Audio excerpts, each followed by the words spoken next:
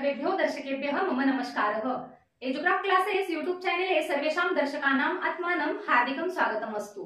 इह अद्य वयं संस्कृत भाषायां लंग लकार अधिगच्छामः।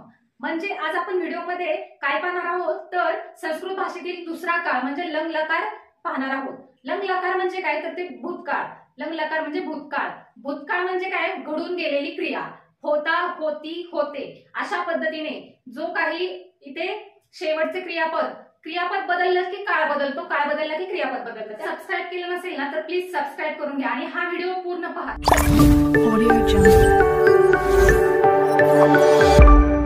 पहिल्यांदा आपण इथे लंग लकारची धातू संरचना पाहूया।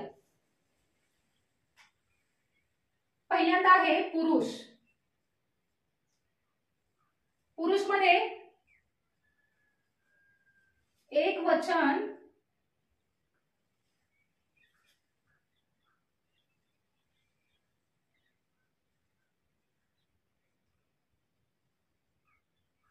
द्विवचन आणि बहुवचन।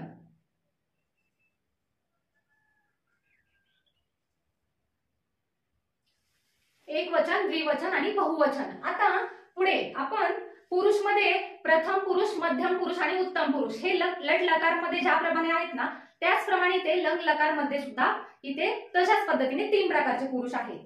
तर आता पहिला आहे प्रथम पुरुष। प्रथम पुरुष त्यामध्ये प्रथम पुरुष एक वचन मध्ये आहे अ त, हलंत त आहे। लक्ष देऊन बघा व्हिडिओ। अ आणि डॅश त म्हणजे इथे शब्दाला पहिल्यांदा अ जोडलेला कंपल्सरी अ जोडलेला असतो कुठे लंग लकार मध्ये। तर पहा प्रथम पुरुष एक वचन मध्ये अ डॅश त आणि प्रथम पुरुष द्विवचन मध्ये आहे अ ताम, हलंत आहे। प्रथम पुरुष बहुवचन मध्ये आहे अ आणि हलंत न। आता आपण उदाहरणासह स्पष्ट करूया। पहा पहिलं उदाहरण आहे प्रथम पुरुष, मध्यम पुरुष आणि उत्तम पुरुष। आता आपण फक्त इथे प्रथम पुरुष पाहणार आहोत। तर पहा इथे प्रथम पुरुषचं एक्झाम्पल आहे सह अगच्छत।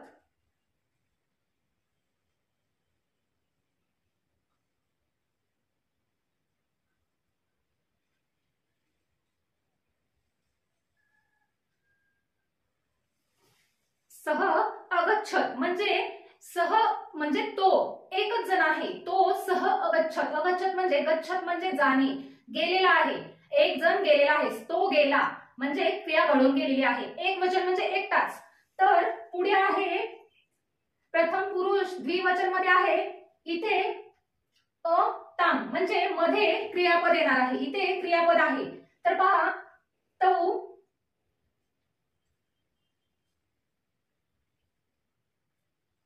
अगच्छताम।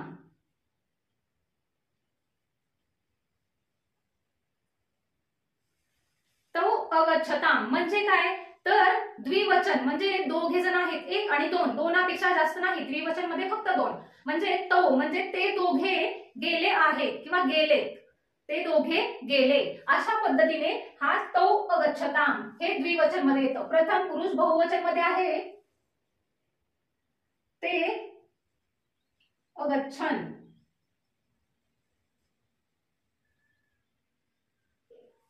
ते अगच्छन। आता बहुवचन म्हणजे काय तुम्हाला माहितीच आहे, मागे मी व्हिडिओ मध्ये सांगितल्याप्रमाणे बहु म्हणजे अनेक, अनेक वचन जेव्हा दोन पेक्षा अनेक जण असतात तेव्हा आपण इथे ते वापरतो, ते सर्वनाम वापरतो। आणि त्याच्यानंतर अगच्छन हे क्रियापद म्हणजे ते दोघे गेले, सॉरी ते सर्वजण गेले आहेत म्हणजे ही क्रिया घडून गेलेली आहे, ते गेलेले आहेत, त्याच्यामुळे ते अगच्छन। ह्या अशा प्रकारचे आपण दुसरे एक एक्झाम्पल पाहणार आहोत आहे सह अलिखत।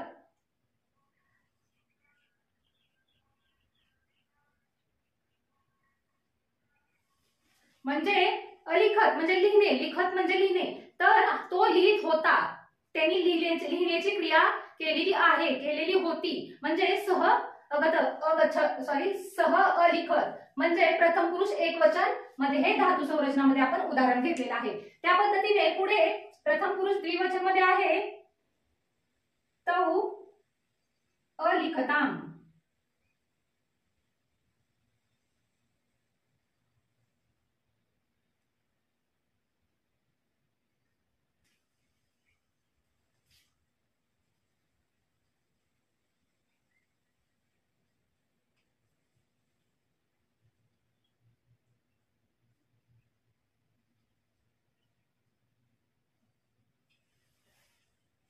तौ अलिखताम म्हणजे ते दोघे लिहित होते.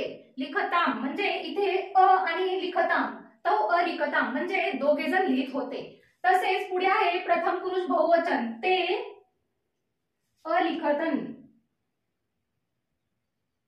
अलिखन.